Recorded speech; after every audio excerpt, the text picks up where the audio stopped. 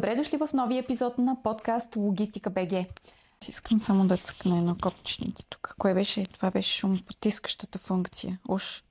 Сега дали е включена, дали е изключена? Ще го разбера в последствие. С огромна радост мога да споделя, че приключи нашият първи сезон на подкаста. И със също толкова огромна радост мога да споделя, че тече трескава подготовка за втори сезон. В него обещаваме да ви изненадаме с теми, които ще бъдат не само интересни, но важни и много съдържателни. Какво искам да кажа? Аз измислям вече.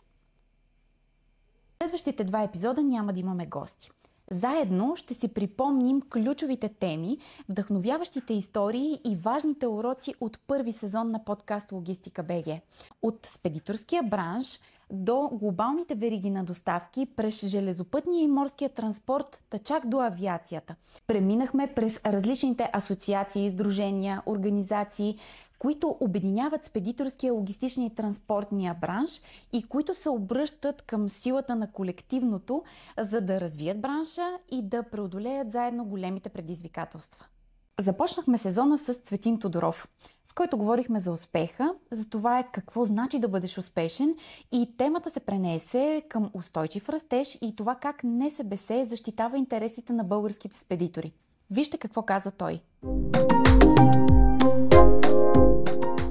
За едни хора успеха е богатство, за други е слава, за трети е власт. Но лично моето разбиране за успеха е, че това е един баланс между успех в няколко области. И на първо място това е успеха в личностен план. Физическо здраве, ментално здраве, умение за контрол на емоциите. На второ място това е успех в това да създадеш едно добро семейство, едни добри приятелски кръгове, защото ние сме социални създания и няма как да живеем сами за себе си. На трето място това е кариера и бизнес. Разбира се, тъй като говорим за бизнес, това е нещо изключително важно в момента. И на последно място е какво искаме да дадем за обществото, какво искаме да направиме, какво е нашето предай без да връщаш, просто за да дадем нещо и да не очакваме нищо в замяна. Така че за мен успеха е баланс между тези 4 сфери. За съжаление, в днешно време виждаме изключително разнобой по отношение на това какво е страстта на един човек и какво прави той. Движиме се по предразсъдъците, които казват тази професия е престижна, от тази професия се изкарват пари, и всъщност виждаме, че огромна част от хората имат една страст, а се занимават с коренно различно нещо. Това е факта, който в крайна сметка ги кара да си кажат: ами като изкарам достатъчно пари, ще се пенсионирам и най-накрая ще се захвана с това, което обичам. Да. А истината е, че понякога това време никога не идва. Така че едно от нещата, необходими за да бъдеш щастлив, за мен е ясната визия, осъзнатостта, какъв искаш да си и каква роля да имаш в живота. НСБС е член на 2 организации, на ФИАТа, на Световната Асоциацията на Световните федерации на спедиторските компании, и на КЛЕКът. Това е европейския орган в Европейския съюз, който се занимава с логистика, митническа политика и транспорт. Това са, да го кръстиме, полисимейкъри, това са организации, които имат влияние върху европейската политика по отношение на транспорта и логистиката. И това, че ние сме членове в България, НСБС само е член на КЛЕКът и съответно на ФИАТа. Това, че ние сме членове и сме много добре разпознати като една активна спедиторска асоциация, много по-активна от асоциациите в региона, включително господин Иван Петров, който беше президент на ФИАТа. Директора на асоциацията много активно се включва в ФИАТа Logistic Institute, в определене на учебните програми, в лицензиране на други учебни центрове. Мисля, че това е един механизъм, чрез който по косвен път можем да натискаме нашите регулаторни органи да правят определени промени. Съдействието с правителството е стигнало до никъде. 5-та поредна година преговаряме с Министерство на транспорта най-накрая да променят закона, едно изречение, в което да пише, че дигиталната товарителница е равностойна на хартияната. Това не се случва. И всяко следващо правителство обяснява, че някой друг ще го реши, или пък в крайна сметка ще влезе регламента на Европейския съюз за електронната информация за товарния транспорт, EFTI се казва този регламент, и виждаш ли, тогава всичко ще бъде решено. Това нещо се отлага вече 4 години, така че нормативната рамка закъснява изключително много от технологиите. Така че там нищо не се случва. Арно Куюмджан ни въведе в света на веригите на доставки и показа как Българска асоциация снабдяване отговаря на предизвикателствата с иновации и устойчиви решения.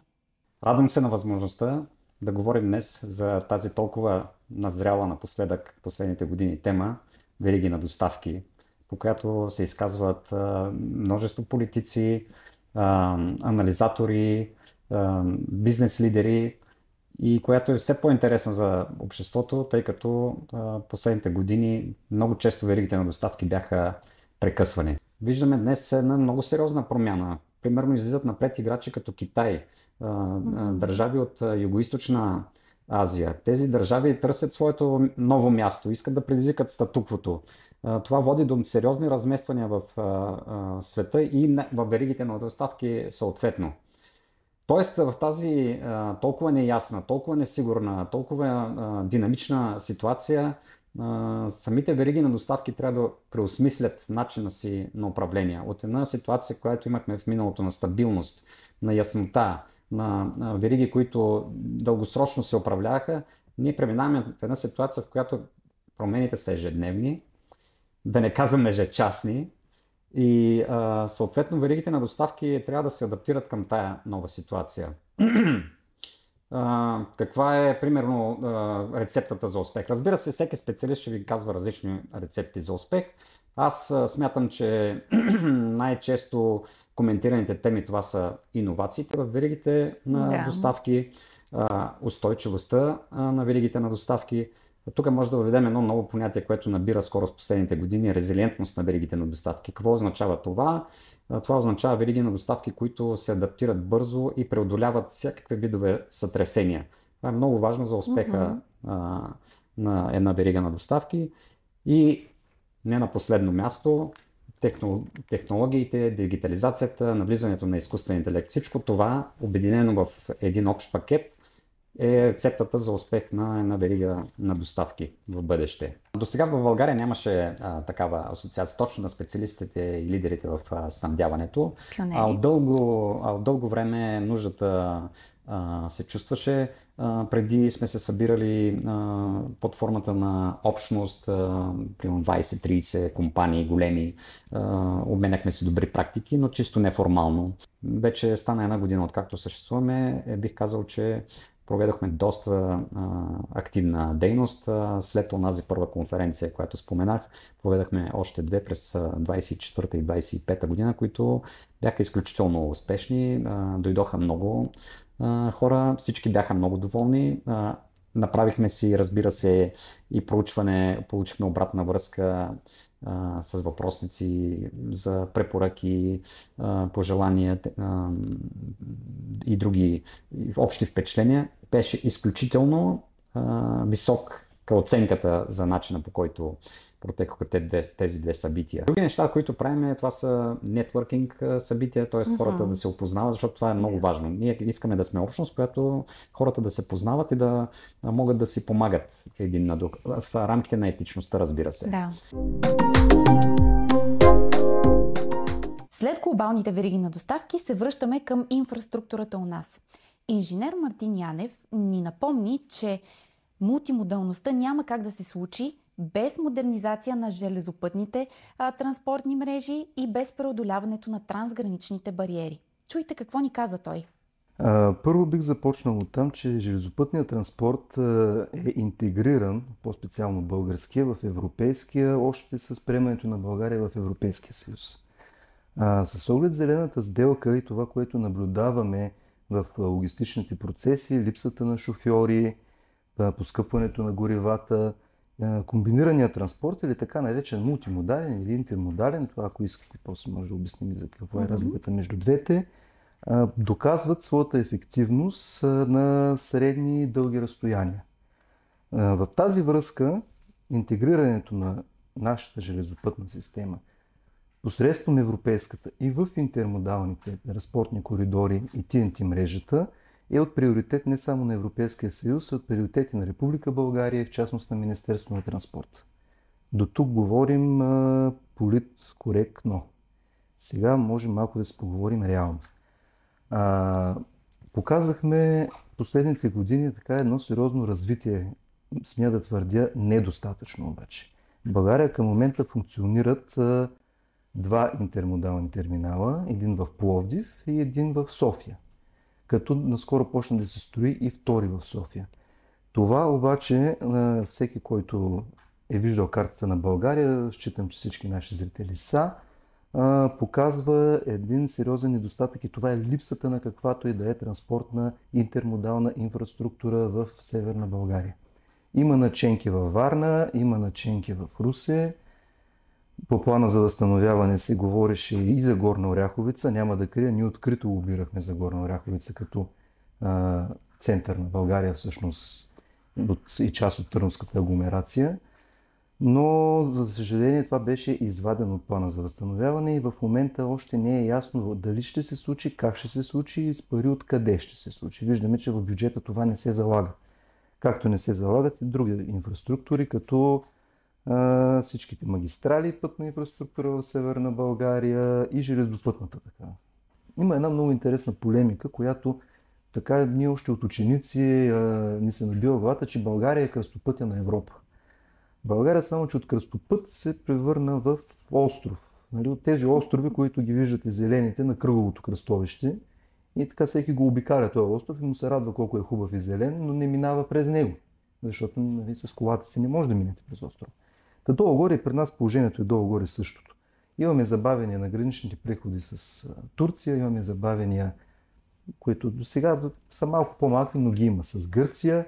Имаме забавения за Македония и за Сърбия, няма какво да коментираме там. С Румъния, Дунав мост, знаете каква е ситуацията. Имахме една прогноза с приемането в Шенген, така беше риториката, край на опашките, всичко приключи, няма вече да се чака на тази граница. Да. Да, ама не. Нали? Това пак връщаме се на политическото говорене. Има една така сериозна множество, сериозно разтворена между реалната експертиза и между политическото говорене. Видяхме, че Шенген не намали опашката и всяка права логика и математика би доказала още преди приемането ни в Шенген, че без други действия това няма да се случи. Имаше обещания за 2, 3, 4 моста на река Дунав и така нататък. Нещо, което всъщност приветстваме и аз действително бих се радвал това да се случи. Не разбирам защо не се случва. Че нашите инженери имат възможностите да изградят сравнително бързо един мост. Нали, шегата на страна и хумора, действително трябва да се работи в тази насока повече, за да може все пак ние да имаме един по-привлекателен транспорт, оттам инвестиции, производства и така нататък. Всичко е инфраструктура. И също така считам, че е добре да се заговори малко повече и за нашата сухопътна граница с Румъния, защото ние имаме такава. Не знам защо сме я забравили, но я имаме. И там също да се вложат средства и енергия съвместно с колегите от румънска страна, които между другото в наши разговори между бизнес асоциациите абсолютно подкрепят на изграждането на мрежа, не на коридори, а на мрежа от инфраструктури между нашите две държави и недоумяват защо нашите правителства това не са го свършили. Авиосекторът също имаше място в първи сезон на подкаст Логистика БГ. Тодор Иванджиков ни разказа своята лична история и за това как съдбата го прави инженер, а изборът – лидер. Той създава Асоциацията на българската авиационна индустрия. Една асоциация, която защитава и развива авиационната индустрия в България. Бих казал, че първо, че съм доволен, че съм жив и здрав след толкова много работа, която хвърлих в авиацията и продължавам да влагам енергия. Тогава, спомням си не година назад, когато аз мечтаях да бъда пилот към гражданската авиация. Нямах родители в авиацията, които да подкрепят това нещо, но аз се борих, имах си мечтата да стана пилот и да се занимавам с авиация. Тогава решиха ръководството на Висшето военно-въздушно училище, че предложих ми да бъда военен летец Аз съответно моята мечта беше да пътувам, да виждам света, което и направих и осъществих една от мечтите си. Но живота затваря една врата, отваря друга и това не било това беше първата, може би така по-сериозна. След това времето Балкан. Пак аз реших, че трябва да изкарам някакви пари навънка с чужбина. Балкан ме помолиха да се върна, за да върна и самолети в Израел. Само за 2 месеца, станаха 6 месеца. В тези 6 месеца Балкан фалира. Пак за затворена врата, която отвори още по-голяма врата за мен. Бях поканен от големи банки, лизингови компании да работя за тях и започна нов път по света. И стигаме до асоциацията, където преди 4 години вече и нещо, колеги дойдоха при мене и с предложението да направим асоциация, която да обедини авиационната индустрия.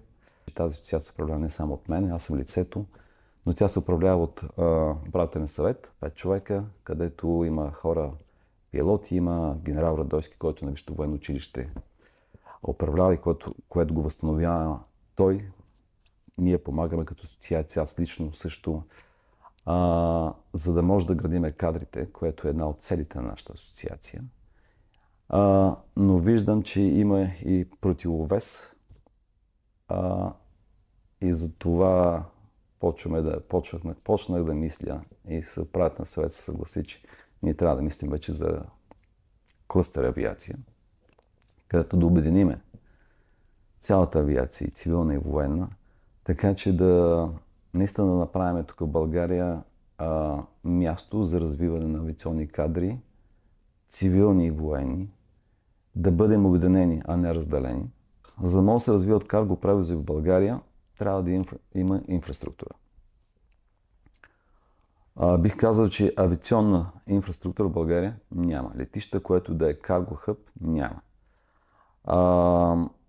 И това го повтарям от няколко години. Опитвам да фокусирам политиците, че трябва да направим авиационен карго хъб, който да е в комбинация с транспортния и ЖП транспорт. Без авиационен карго хъб ние не можем да имаме добра карго авиация. Има интерес, бих казал, от инвеститори, има интерес от хора, които искат да го развият, има които да развият каргото. Така че ако се направи правилната комбинация, тук казвам правилната комбинация, правилните хора, едно от летищата, а може и двете летища, в зависимост как да се раздели каргото за различно вид карго, да се развият, така че тогава вече ние може да мислим наистина за голямо развитие на българското карго авиация. Двете летища имате предвид в София или това, което споменахте в Горна Оряховица? Горна Оряховица и Пловдив. София няма потенциал за карго. София е препълнено летище с терминали, с ментанъс бази. За голям карго хъб София не е мястото и няма място вече това летище. Как ще се развиват в бъдеще авиокаргото? Зависи дали ще направим това, което повтарям няколко години, дали ще направим авиационни карго хубове. Пловдив, Горна Оряховица, Раднец. Ако ги направим и в един момент имаме хора, които ни чуят, ако имаме министерства, които гледат не за 1 година, а за 5 години, ние сме отворени от асоциациите, да седнем да изградиме стратегия за развитие на този вид карго, т.е. как да помогнем на логистиката да намали цената и да увеличи скоростта на доставка. И накрая завършваме първата половина на първи сезон с морска логистика. Стефан Станойков ни показа какво е да си корабен брокер в България и как дигитализацията и ESG практиките и стандартите променят начина, по който се управляват веригите на доставки. В самото начало бях впечатлен от динамиката на работата и факта, че няма типичен работен ден, всяка ситуация е различна. Всяко корабно посещение носи нови предизвикателства и основната същността на работата е точни, бързи и координирани действия, както и мащаба на работата. Осъзнаването, че работиш с международни екипи, с компании, които реално движат световната икономика, тъй като основният процент от логистиката и превоза на стоки е по море. В сравнение с някои по-развити европейски държави, у нас има малко по-ниска степен на автоматизация и дигитализация. Но това не е непременно лошо, означава, че има много по-голям потенциал за бързо развитие. Тъй като българските логистични компании, нещо, което казвам с гордост, са известни с високата си адаптивност и гъвкавост. Тоест, често реагираме много по-бързо на промени в пазарната среда, отколкото някои от по-големите и бюрократизирани оператори в Западна Европа. Като друга силна страна е и, как да го кажа, човешкия капитал при нас. Имаме много квалифицирани специалисти, които познават международните правила и стандарти, работят в конкурентна среда, където всеки клиент е изключително взискателен и очаква много високо ниво на обслужване. Има и предизвикателства. Нужно е по-целенасочено модернизиране в пристанищна инфраструктура. Общо взето това, за съжаление, винаги го повтарям навсякъде, като говорим. Нужно ни е модернизация на инфраструктурата, нужно е внедряване на интегрирани информационни системи за развитие, за обмен на данни, които да позволят безхартиен обмен между всички пристанища и всички представители в логистичния процес като цяло. Корабни агенти, брокери са ключови фигури в морската логистика. Те са връзката между кораб, пристанище, товароразпращач, получател и всички участници в веригата на доставка. Дигитализацията не намалява тяхната роля, напротив, тя става все по-отговорна, защото това са защото те са тези, които трябва да съчетаят технологиите с човешката експертиза.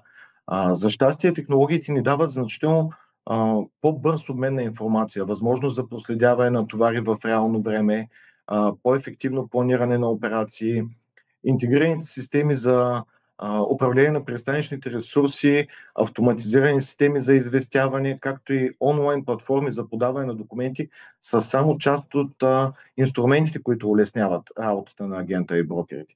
Много обичам да казваме, че изкуствен интелект никога няма да може да замести агента или брокера, защото най-ценни остават личния контакт, човешката инициатива и индивидуалния подход към всяка ситуация. Защото морската логистика преди всичко е бизнес, в който доверието и професионалната репутация са основа на успешно партньорство.